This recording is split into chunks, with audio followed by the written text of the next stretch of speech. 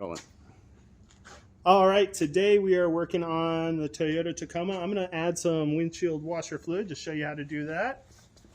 So first we're going to open our door. We're going to reach in here. That's our hood release. Once you release the hood, you have to find the latch. So the latch is on closer to the driver's side, and you lift up to release it. We pin that up, and this is what that latch system looks like if you haven't opened a hood on a Tacoma before. So our washer fluid's on the passenger side of the vehicle. We're going to pop this open. So that's all clear. Nice big opening on the Tacoma. We're going to put windshield washer fluid. Make sure you have this. When you open this, make sure you get this tab all the way off.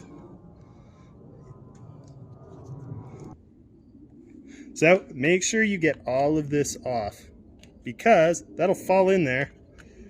That's good. Nothing's gonna fall in there. We're clean. Our cap is off. So we take this. You can use a funnel if you want. And we fill it up. There it is. Now there should be a minimum fill line. Let's look on this side. Is there a minimum fill? Yeah, let's just top it off. Usually on fluids there's a minimum fill, so just don't fill it up all the way. Cap it. Don't leave stuff under the hood.